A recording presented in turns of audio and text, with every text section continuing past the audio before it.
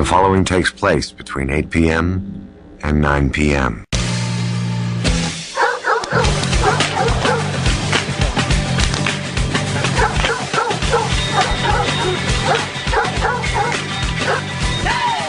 .804 past the hour in Toronto and worldwide on www.animalhouseradio.com on Chow Radio 1610 AM in Toronto.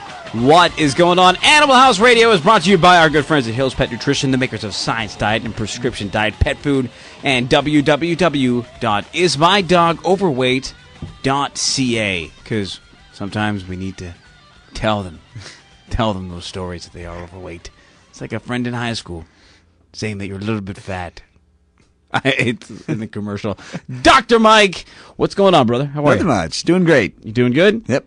Busy time of the year for us. Yeah? Yep. I got to tell you, what we were doing tonight that was pretty busy? What? We were scarfing down some wicked Domino's Pizza. Thank you very much to the good friends that we have at Domino's Pizza at the Marley location at 416-785-5400. They are amazing. They're now sending us 3 cheesy stick breads. Not 2 anymore, 3. 2, well, plus the cinnamon sticks. And yes, so either that means they have not realized that we are getting extras, or we are just so hungry, we keep eating and eating and eating. But it is really good. It is. That's why Janelle, Joe, Adriana, and Richmond. That's why they only come. They only come for the food, for the good Domino's Pizza. So once again, go check out Domino's. And go visit our good friends at the Marley location. We've got a great show for you. This week, Dr. Mike and myself, we were invited to be presenters at the annual Purina Animal Hall of Fame, which is a great event where basically they acknowledge 3 or 4 animals that have saved lives or have done something that is just miraculous. Now, we've incorporated that in tonight's feature topic, which is going to be animal heroes. There are a lot of great stories out there about animals who've saved lives. And we're going to be talking to some people earlier. It's coming up in the next few minutes. Who Dr. Mike and I, and if you saw, this is a 21-pound cat named Nemo, and it was all over the news. And Dr. Mike was the one who put the medal, around Nemo's neck. Yeah, that was great. Touching moment. It was, and you were all over the news with that. And I made a couple of wisecracks, and I have to say that I probably was the best-looking person at that ceremony. I was, Oh, Lord. I think everybody came up to me like, wow, you were great. Such stage presence. I said, thank you. Thank you very much. Okay. But we had a wonderful time. The people at Purina's treated us like all stars and sent us a nice little thank you basket. And we had a great time.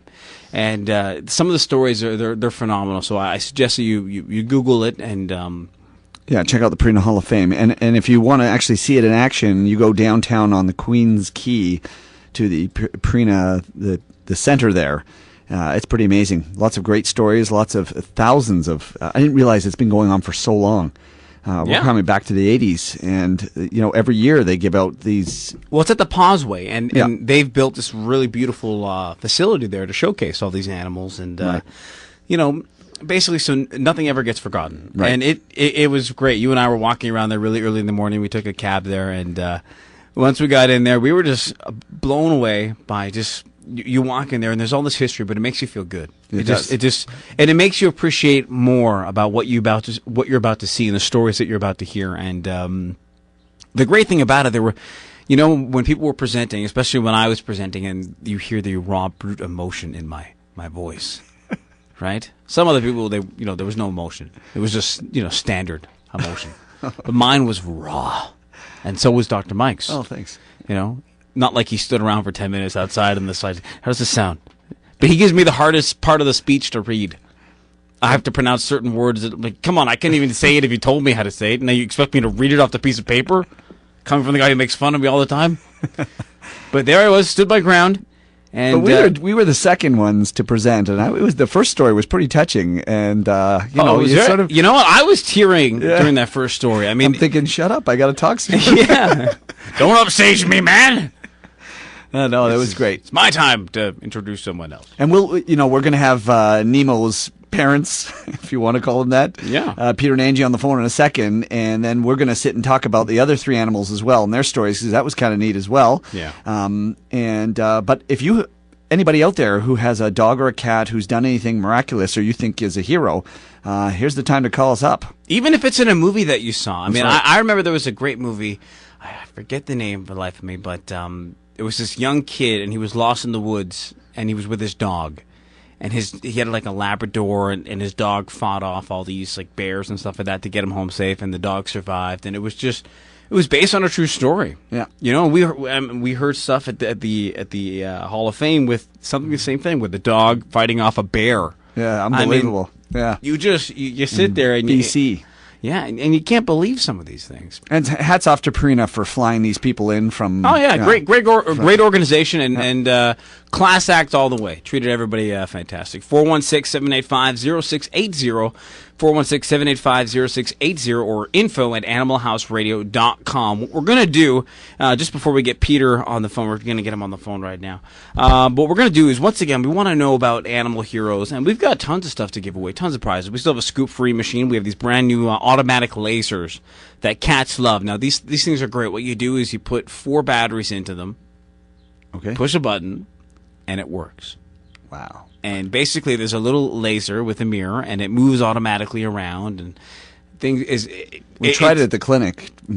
Our cat Twizzle loved it. Remember? That was- and Twizzle's an older cat, and Yeah. she was a little bit like, what the heck's this? And then all of a sudden, she chased it. And my cat, DeBobs, she chases it like nuts, and she wakes up in the morning, going, like that's what she sounds like, and she hits it because the batteries are dead, and she's getting mad, warning everybody. So. Well, I want to tell you that. So, ladies and gentlemen, on the line, someone that we inducted into the Purina Animal Hall of Fame, and for their great story with their 21-pound cat, ladies and gentlemen, Peter Papademetrio. hey Peter. Hi, how's it going? Good. How you doing? Is Angie with you? She's here. Hey Angie. Oh, you guys you're both there. You're on speakerphone. How are ya? We're great. How are you? Oh, we are fantastic, thank you. We're just enjoying this beautiful summer-like weather and wondering why the Montreal Canadiens and Toronto Maple Leafs are not in the playoffs. But, Peter, you're a big hockey fan, I was told, right? Yes. Okay, good. So what's your favorite team? What do you think? Montreal Canadiens?